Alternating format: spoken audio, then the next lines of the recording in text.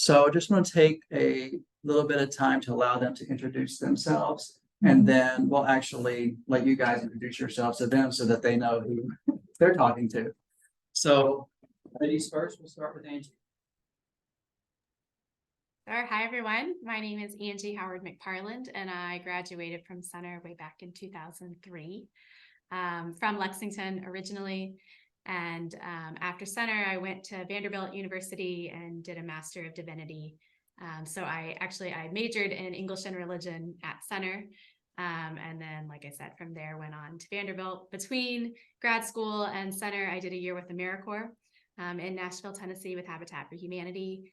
And then after I finished my MDiv, I moved to New England, to Rhode Island, where I did chaplaincy at Brown University and Rhode Island School of Design for about 12 years before I moved on from that and have worked in different parishes, different social justice, grassroots organizations.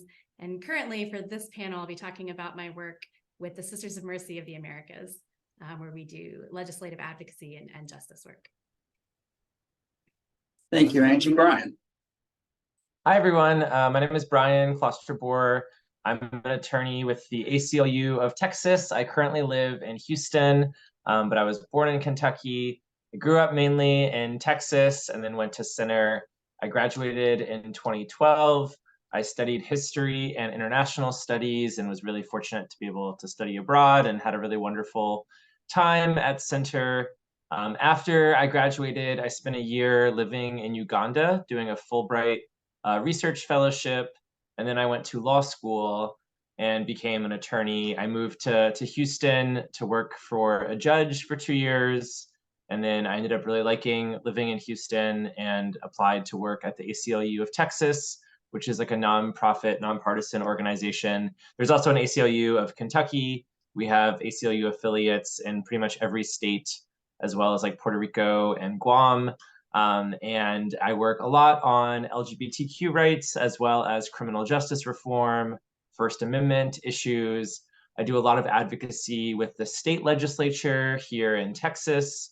And so looking forward to chatting more with you all. Take a second and go around and introduce yourselves, who you are, what your major is if you currently have one, and what you're hoping to get from this. Start over here. I will go over there so they can see me since I'm on this side. Sure. So hello everyone. My name is Elmi. I'm a business scholar from Boston, Massachusetts, and I intend to major in international relations while double minoring in French and Spanish. And I've already heard a few things that I'm interested in, like AmeriCorps, law school, and I'm just very curious about all the different paths I could take to achieve my goal of being a foreign affairs officer. Thank you. We'll get you in a second. Go ahead. What's your name? Name, major, and what you'd like to get out of the session. And just be sure and speak up a little bit for the audio. I'm studying, I'm a junior, I'm a history, politics, double major. And right now I'm kind of trying to see what my options are besides law school, so. Fair enough. I'm also a business scholar. Not quite sure what to major in, but I do know that law school is something that I want to try to do and become an attorney. So yeah, just trying to hear more about Center alums and their path and how they navigated their careers from Center. Hi, I'm Avery. I'm a senior politics major. One of the main reasons why I'm here is I'm currently applying to internships in DC for the DC program, and I actually applied to ACLU not too long ago, and so I was going to ask some questions about that and some ways in which I can get further into the application process, because I have multiple throughout the next couple of months, and also where I can, I guess, broaden my horizons of like the options that I can have, because I'm really like interested in foreign policy, but you know, there are things that I don't think I know about yet that I could probably get out of this meeting. Sure. I'm Keller. I'm majoring in business and with a minor in politics. And the reason I'm with this meeting is I've always had a large interest in the process of lobbying and any form of advocacy in the legislative realm. So just the title alone from this meeting kind of pulled me in and just would like to broaden my horizon and see what, because obviously lobbying is a very vague term and kind of differentiates state to state. So any options I can have exposed to me would be great. And then let's capture you, big guy. My name is Jonah Antigua. I'm a freshman. I'm majoring in international studies, a minor in Spanish. What's that? What do you hope to get out of the session? Well, I'll get a new perspective as my dream goal is to join the FBI, and so I know it's a long journey from here, and so I want to make an impact before I go in there through any ways possible, whether through being in human affairs, going to other countries, being involved in law, or rather than being in public affairs or internal affairs, to where possibly just a way I can make a marker and make some type of change, whether it's through sacrifice or not. Gotcha. All right, Angie, Brian, did you get all that? We got it. All right. We'll do what we can for sure. Awesome. Excellent. So I'll turn it over to you guys to talk about whatever you would like at this point. Brian, you want to start with lots of law school stuff and then talking about what local and state and maybe some of the ACLU specific things? Sure, yeah, and it's so great to hear from you all. Like I said, I loved my time at Center and kind of the liberal arts experience and just being on campus and meeting so many people. And I know it's been a tough time with the pandemic, especially, but it's like good to see everyone back and like hopefully kind of more back in the normal routine of things. When I was graduating, I really wasn't sure I wanted to go to law school. I think I loved like reading and writing, and that's why I was like history and international studies.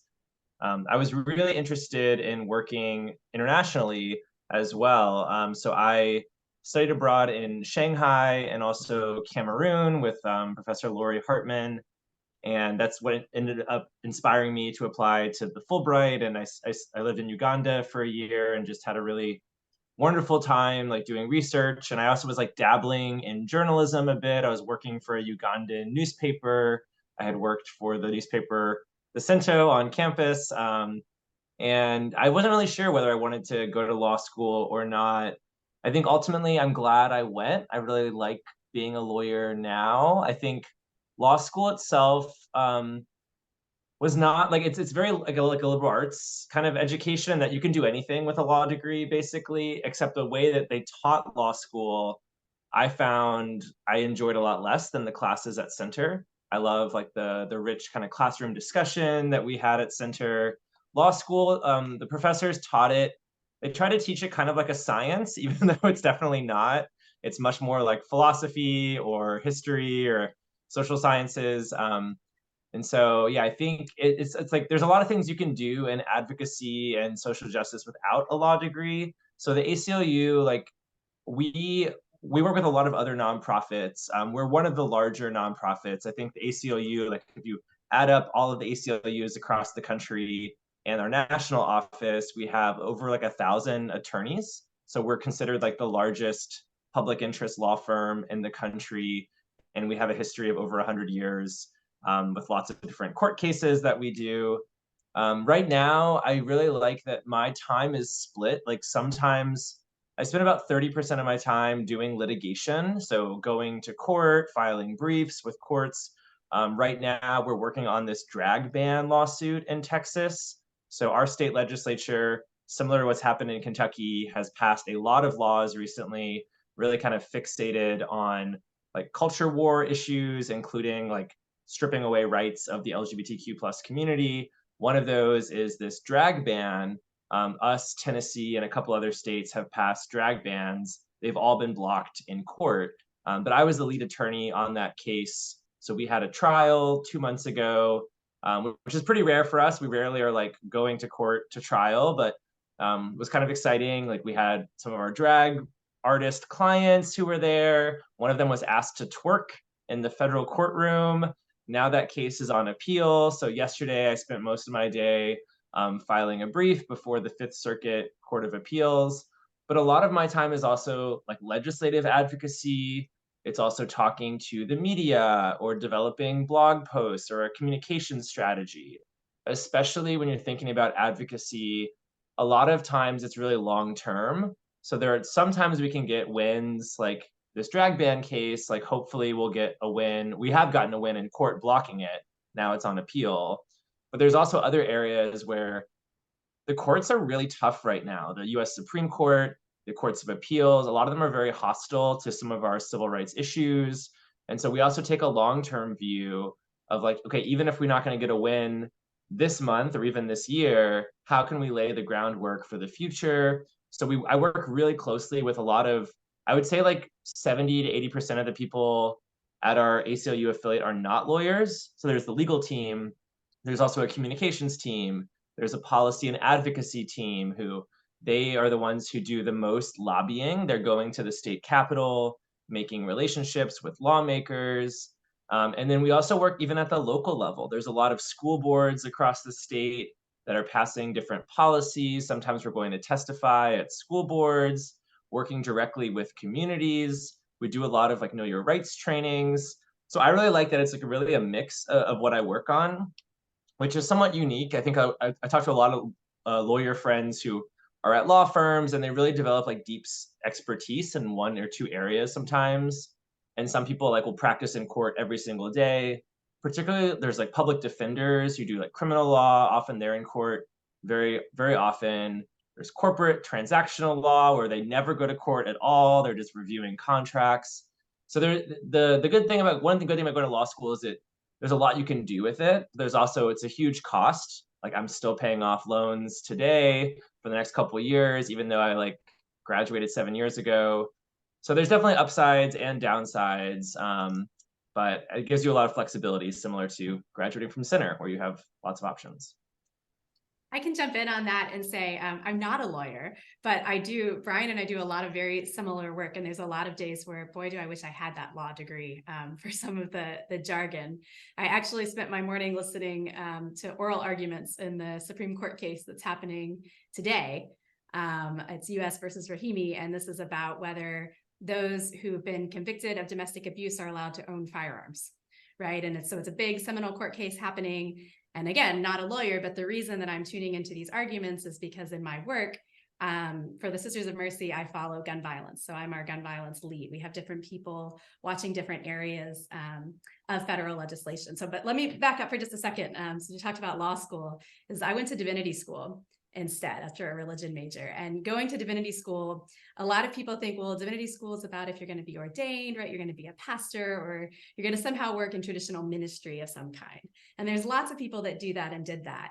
I went not knowing, just knowing that this is what I like to study, and please God, let there be some sort of career that emerges from this. But what happens is that I do a lot of the similar advocacy work in a really unexpected setting. Right. So I said I work for the Sisters of Mercy of the Americas. It's an order of about 3,000 Catholic nuns around the world. And so you don't necessarily expect that you're going to hear about political advocacy or lobbying and legislation from Catholic nuns, but that's exactly what we do. So we work in 5 main areas that tend to cover pretty much everything that we call our critical concerns. And those are earth, immigration, nonviolence, women, and racism. So it pretty much covers everything, right? So any sort of, so recently when we were actually at the border in Texas at the beginning of October was when it was announced, for example, that Biden was actually going to start funding the border wall again after several years of claiming that that was not going to happen. And so because of our critical concern on immigration, that's something that we're immediately mobilizing and organizing folks to speak out about. So lobbying from our perspective looks like getting folks to write to their legislators, right? Their congressional delegates, their reps, their senators, sometimes directly to the White House. So in the case of the border wall and a lot of the immigration policy, we're lobbying directly at the White House, whether that's in person, a lot of protests, a lot of getting people to show up, sometimes civil disobedience, sometimes it's letters, emails, phone calls, that kind of thing. It just depends. But it looks like emails, it looks like phone calls, it looks like community organizing in a lot of ways, right? So we're not necessarily in court, but we're following court cases, right? We're educating people, we're equipping people with the information they need to meet with their representatives and senators so that they can lobby intelligently on some of these issues. And then again, a lot of education, a lot of webinars around, so for example, gun violence, the intersection just today, that's on my mind, the intersection of gun violence and domestic violence. So Sisters of Mercy say we have a concern for women. Well, what does that look like? It looks like lobbying for laws that protect women, right? And as you know, probably it encompasses a million different things, from things like parental leave, again, to domestic violence, to some of the healthcare access, right? All across the board. And that's true for all the different areas too. So I won't go into earth and nonviolence and racism, but you can get the sense, right? That what we're doing is less, again, in my world of faith-based organizing, a lot of the work that happens is direct service, right? It's charity. So which is good and needed and so important. It's the food banks and the soup kitchens and the different nonprofit organizations. And what we're asking people to do is justice, right? So if people are hungry, people don't have housing, why is that? What are the laws and what are the policies in place that are creating this inequality? And now what do we do to do that? So it's a little different than a traditional ministerial role, in the sense that a little more along the lines of advocacy. The other thing, sorry, just quickly, I'll say, Brian talked about state and local organizing, is that we do both, right? So I am based in Rhode Island, and so I'm responsible for New England, right? So we don't have a lot of sisters in Boston, in Massachusetts, but in all the other New England states. So that's the local element, but we're also an international community, right? So we have sisters across Latin America, the Philippines, Guam. And so any sort of human rights abuses, any sort of fossil fuel extractives that are particularly infringing on indigenous communities, that's all of our work too. And so it's a combination of that hyper-local, state, federal, and then even global, trying to kind of cover all those bases. What else? Anything else that you want to add, or we can take questions? What questions do we have? Yes, ma'am.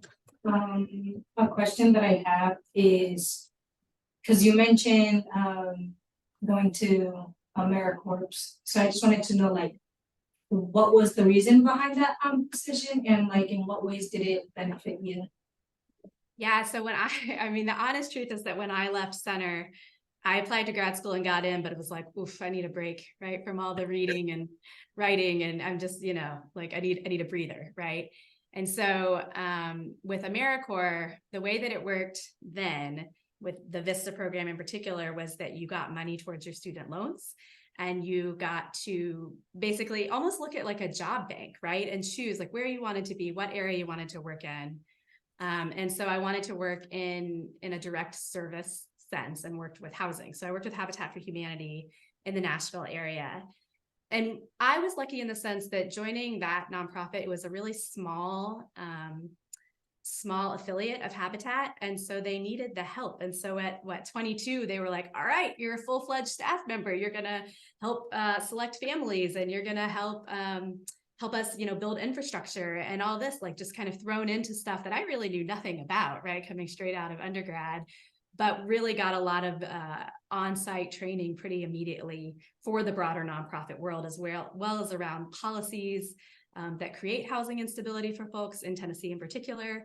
And so I think it helped me crystallize that what I wanted to do, I wanted to go on to divinity school, because again, that's the area I was interested in.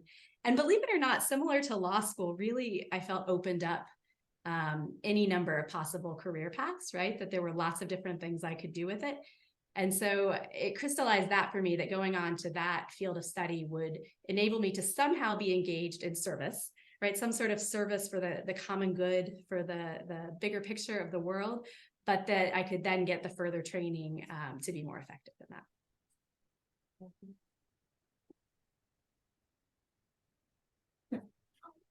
Sorry, so this is for both of you. It's more like, what is your exact title of your job? Because like I said, I'm trying to figure out what to do besides just being a lawyer. So I guess like what titles should I be looking at in terms of like, because I do want to do more direct work rather than sit in an office and like type up all papers all day. So my, I can answer first. My job title, we always joke it's sort of meaningless. I think my official title is like Justice Resource Manager. What does that mean, right? So if you're looking at job titles, I would look under keywords of like lobbying. I would look under words of advocacy, really broad careers in politics, like strategist. Those kinds of things would be where like a law degree or similar training would be helpful, but wouldn't necessarily be, well, there's a lot of behind the desk, I'm not gonna lie, but that's not the pictures you see, but there's, I know Brian will probably agree, there's a lot of behind the desk to any of it. Yeah, and I'm currently a staff attorney, and our job title does not really explain much what we do, but yeah, like I mentioned, we have colleagues who work as communications strategists, policy and advocacy strategists. But one thing I really like about working at a nonprofit, like, is that it's very interdisciplinary. So even though I'm not on the comms team, like I often will help draft press releases or talk to media. I will be like reviewing legislation and like editing proposed bills, and also writing memos about how to kill certain bills, talking with lawmakers directly. I went to Arch State Capitol a lot this year. And that's one thing that I really appreciate about the center experience, was just like getting exposed to many different skills, especially like how, you know, the world changes and technology changes. I feel like AI will radically change like the legal profession and like other things too. But like center, I guess, like really like helps you learn how to adapt. And I was very lucky. I did a summer internship in DC the summer before my senior year. I worked for a congressional office on Capitol Hill. And like that internship, I guess, like started out with a lot of us was like, we were just like answering phones, like scanning. I remember like we had this horrible assignments of like scanning all of the press archives, and it was really, really annoying. But like we just, like me and like another friend just did it and like didn't complain. And then we got much better assignments. So towards the end of the summer, like we were writing speeches for the congressperson, we were like writing press releases. And even though that's like an area that like I never like went into full time as a career, I'm really glad I had that exposure to like working really closely with the comms director, like learning how to write for a like larger audience. I don't know. So all those kind of experiences, I think like whatever you're able to get, like any kind of experience, I feel like you can kind of fold into your story. It's always really weird when you're applying to grad programs or applying for fellowships. You have to write together a narrative, and you kind of make it sound like you're destined for this position, or like your whole life has been building up to this moment. But really, it's like you're kind of reverse engineering it, like whatever is on. And I've seen people who have like, you know, really amazing like resumes and cover letters, and like they crafted this story, even coming from maybe like fast food work or whatever work they've done, whether it's like working on a farm or anything, is part of their story. And so they fold it into their narrative of like why they care about this issue that they want to advocate for, or why they want this job. And so I think it's good to like, you might not have a set plan right now, and that's okay. Like I didn't know really what I wanted to do. Even when I was in law school, I was really focused on international human rights. I kept going back to sub-Saharan Africa and kept studying abroad. And then I applied to work for judges, and I became more focused on like US law. And then when I moved to Houston, I really liked living here. And that was also the 2016 election. And so at that point, I really wanted to work on human rights issues abroad, but there was also a lot of human rights issues happening like here in Texas and here in the US. And that's why I ended up applying for the ACLU. And I wasn't really planning on doing that, but I just happened to be living here where like the ACLU is headquartered. I didn't even know anyone who worked at the ACLU. I had never interned here. But I sent a cold email to one of the senior staff attorneys who worked on a couple lawsuits I was very interested in. And she responded, and then we just chatted over the phone. And I was like, I want to apply for fellowships. And they had actually never even had a fellow in the last few years. So I was the only one who applied for my position. And fellowship just generally means like you have some source of funding. And there are like many different fellowships. Like the Fulbright is one that's really well known, but there's a lot of like ones that aren't well known. And so it takes a lot of time to like research like where there is funding. But basically I was like offering to apply for all these funding sources to work at this nonprofit. And so they said yes, because I was bringing in money to the organization. But it wasn't really like a clear plan. It's just sort of like, as I was reflecting on what I wanted to do in that moment, I applied and put together this story of why I wanted to work there. But I just wanted to point that out, that it's totally okay and normal not to have a linear plan, but it's good to try to get exposed to like many different experiences and skills. I would add to that too, that I initially was in an ordination process, right? Again, like a much more traditional ministerial role, and found myself much more tired of church politics, but interested in politics. And so my path wasn't linear, but I feel really lucky to have found a position that lets me combine the expertise, right, from theological training and theological education with the direct legislative advocacy. And in addition to things like internships and fellowships, the other thing I would say when you're trying to decide like what specific area or just exploring is just get involved in the political process, whatever it looks like, right? Yes, go vote today, right? Kentucky election day, really important, go do that. But can you reach out to your own representatives and senators on particular issues that you care about? Can you follow what's happening, locally in the Kentucky State House? What are some local, either really problematic or really important bills? Most places, I can't speak for Kentucky generally, but I know in Rhode Island, if you can't show up to give in-person testimony, you can email in testimony so that you're part of that process, you're exercising your voice, you're getting to know other advocates. So at least in our cases, it's the same people at the State House. It's all of the different coalitions and grassroots groups. And the more that you're doing that kind of thing, and the more you're participating, the more you're making those connections, the more you're meeting people doing all kinds of different approaches to this work, whether it's from the legal side, from the grassroots organizing side, from the policy side, you're going to make those connections, and that will help winnow your interests as well. Brian, with your internship at the congressional office, any tips you have? This internship application process is really, really gruesome, and I've been meeting with the professional development office here, and I've looked at a ton of opportunities. However, some of them are really competitive, and I've broadened my horizons on like any internships that I could possibly get, so it's not like specific based. So if you have any advice for that while I'm still applying, that would be great. Yeah, sounds like you're already on the right track. I feel like it is a very frustrating process. I definitely recommend like applying pretty broadly, getting multiple people to review your cover letter, resume, getting feedback, trying to network where you can. If there are like center alumni or other people. And I loved my time in DC. I think it's a great city. So I definitely encourage, you to go there and intern there, and it's like such a great place to like meet people like once you're there. But I know the application process is really daunting, and I don't have like specific advice for how to succeed with it, but I think things will work out. But yeah, I just like apply like lots of different things and start early. It's always helpful.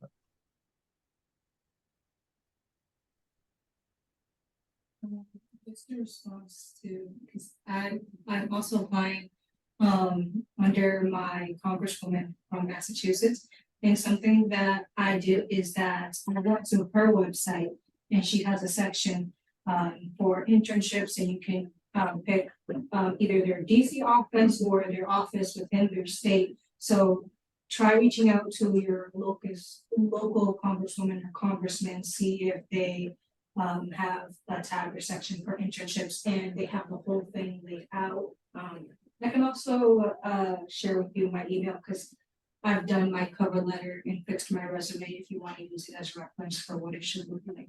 But just like on that note, when you go to intern in like these very distant states, do they provide housing, or is that something that you have to look for yourself? This is the Washington DC program here. Mm-hmm. So they provide housing here. Oh, It's like study abroad, but it's DC. They also have the study away in New York as well. So Do they also give stipend or? it depends on, I guess, whether your internship is paid for or not. Yeah, And Sharon how- Duncan in our office can help you with that, the CCPD. Even if they don't, Yeah. Senate provides, if you get a request, Senate provides site, Okay, or however we then. thank you. You have a question? Yeah, in terms of the ACLU, I know you said that you chose the legal path or whatever, to work there. So hypothetically speaking, like if you take law school out of the picture, what are the big roles that people play there? So like, I know you don't necessarily need a law degree because you're not in court a lot. But what type of post-center education or experience do you need in order to like work on those briefs and work on those cases and stuff? Yes. So yeah, the only thing you really need a law degree for, you hit the nail on the head, is like going to court or actually like being on the briefs. We do have non-attorneys on our legal teams. There actually are like paralegals and legal assistants. A couple of them are planning on going to grad school. So some of them are like pretty recently out of college. So that's something I didn't even really know. To be honest, I did not know that existed when I was graduating from Center. I did not know that there were a lot of like jobs in the legal field that are not, you don't act like paralegal is a very common job for people to do before they go to law school. And I just like didn't even know it existed. So that's something to think about if you want to like kind of get exposed to law, but aren't quite sure. Sometimes it's a good option. But then beyond the legal team, there's a lot of people who do what I mentioned is policy and advocacy work. We combine those two things, but policy work is generally like people who are, working with lawmakers to craft legislation or talking points or school boards. And then the advocacy is really like kind of like grassroots organizing, field organizing. And so for those, like, a lot of like campaign experience, like any kind of experience, like leading a campaign or working on a campaign for either for candidates or issues is really helpful. And then there's also the development team, which is is really critical. They do like fundraising. So that's like a whole like skill set that I really don't have, but like any kind of people who have worked in fundraising or like retail or other kind of industries, that's really helpful. And then there's the communications team, which is sort of how we communicate with the public. We have a graphic designer, we have 2 social media experts, we have traditional media people who are working with reporters and journalists. So yeah, communications is also like a whole industry, and that can be really critical to like how we communicate with the public. I want to underscore the comms piece, the communications piece too, because no matter any of those different areas of focus, right, whether it's legal or advocacy or really even organizing, anything public facing, additionally, like writing skills are absolutely paramount, like really in all of those things, and certainly in all the work that we do.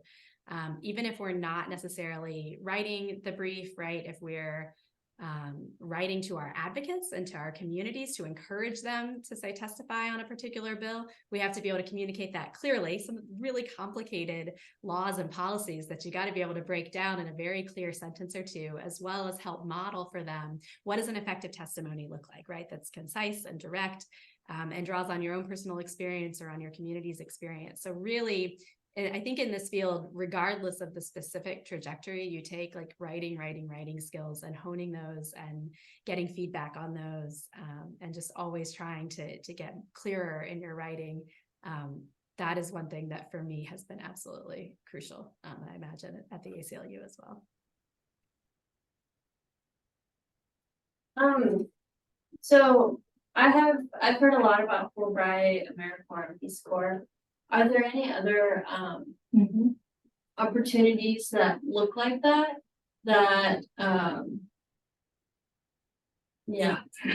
Essentially, if there are any that are similar to that, or fellowships that are similar to that are also international. There are, if you're open to faith-based organizations and you don't have to be particularly part of a specific religious tradition, but there are things like the Jesuit Volunteer Corps, which is both domestic and international. There's lots of actually different similar iterations of that. I think there's like Dominicans, there's a Mercy Volunteer Corps, there's a Jewish equivalent. So there's almost a whole nother sector of faith-based organizations that do something very similar to Peace Corps and AmeriCorps.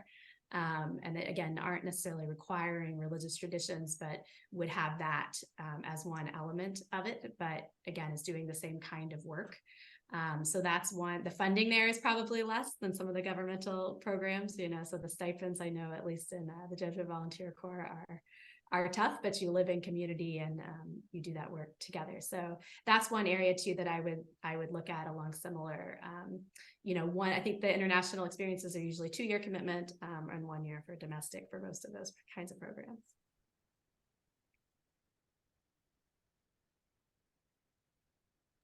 Yeah, I don't know any others off the top of my head, but I would encourage you to research and search broadly. And like you could even think about like where you want to live and like just like search in those geographic locations.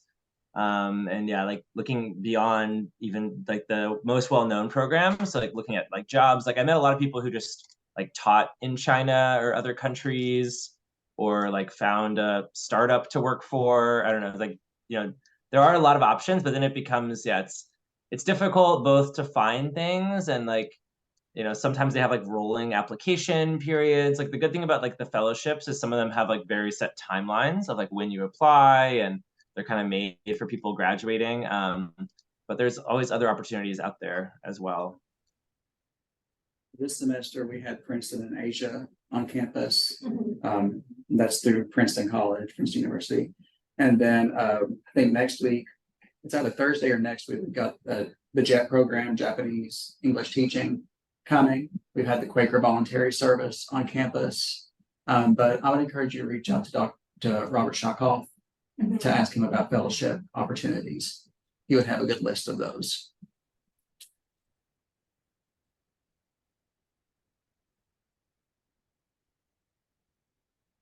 Other questions? Everything has been answered for me. Okay, good. I think I would encourage you to, it's easy to get caught up in, well, my internship, my fellowship, my post-graduation next step has to be in this particular field that I majored in or that I want to work in.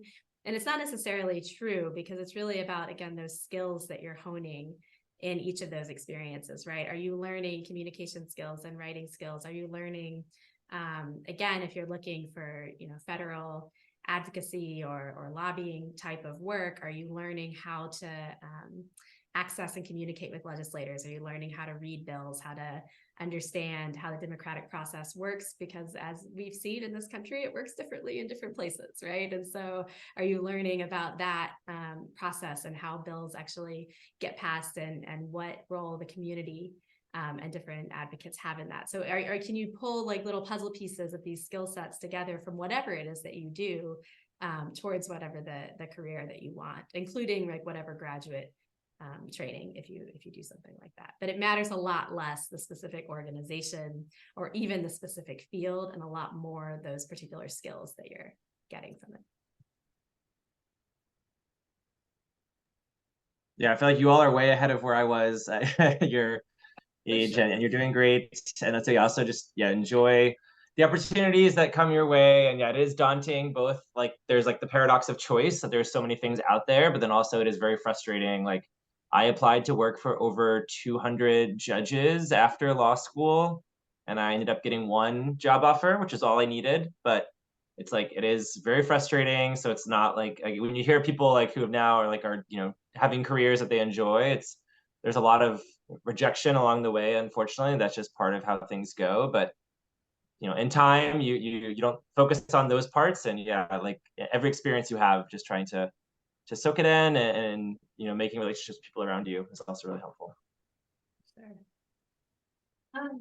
Brian, of those 200 applications, what did your schedule look like? How did you, I guess, self-discipline, self-regulate yourself during that process? In terms of like, because plenty of emails need to be sent, as well as revisions to cover letters or whatever is needed for those applications or the process. So how did your day-to-day look like when it came to that, as well as everything else that you had to do that was your daily life? Yeah, I like definitely learned a lot when I was at Center. So Lori Hartman was kind of my mentor and always said like the anticipation is worse than the work itself. So just she would encourage me to like divide things into small chunks. So start with like one thing, which is like, okay, today I'm gonna like look at resume samples. Tomorrow I'm going to start updating my resume, and just so I keep a to-do list and just try to get it like very small, discrete items. And then you start feeling good when you're checking off, little steps along the way. Or like if I'm searching for jobs, I'll try to search for find one per day or something. Or maybe I will do like once a week, like on Saturday. So yeah, because it's just so daunting. And my younger sister is actually a senior in college, and she's also like applying for jobs and really stressed right now, and also trying to enjoy her senior year. And it's like, and yeah, I just encourage her to do like one small step. It feels much less daunting than having to be like, how am I going to possibly apply to like 50 things? And so, yeah, just trying to bite off a little piece. The other piece to remember is, unfortunately, a lot of this stuff is who do you meet along the way, right? Who do you encounter? Who do you build relationships with? Whether those are politicians and legislators, whether those are people that work in comparable organizations. It doesn't, you never know. And so I guess I would encourage you to I think it can be super overwhelming to look at applications or I don't even know where people look for jobs, nowadays, like what sites and all of the networking piece, but the informal relationships that you build along the way, that again, you can get involved in building those just in what you do, on a volunteer basis or through like what you're studying. And so it doesn't always have to be specifically on the job or internship hunt, but building those relationships, you just never know down the road, emailing someone or checking in with someone, what might emerge from that. So don't forget those. That's really important too. Writing and people skills, right? Those are the two. It looks like we've got one final question over here. On the final note, could you guys please write your emails or contact information so that we may have it? Okay, I have one more question too, if that's okay. Okay, let me address the first one. If it's okay with the two of you, I will send everybody that registered and attended your emails. That's fine. Yes. Sounds fine. good. Brian, do you know anyone in ACLU in DC or no? I do. Yeah. You should email me. We can chat more. They're a smaller office, but I do know some people who work there. I sent in my application and all of the things that were required. I was just ask a couple more questions about like how it could, I guess, I don't know, see more. Yeah. But thank you. Well, thanks to both of you. Chat more. Thank you all. Thank you guys so much. We're gonna let them go to class. But I'll get them your email addresses. And once again, we appreciate you guys greatly. Thank you. Thank you. Thank you all for having us. It was great. Good luck. Bye.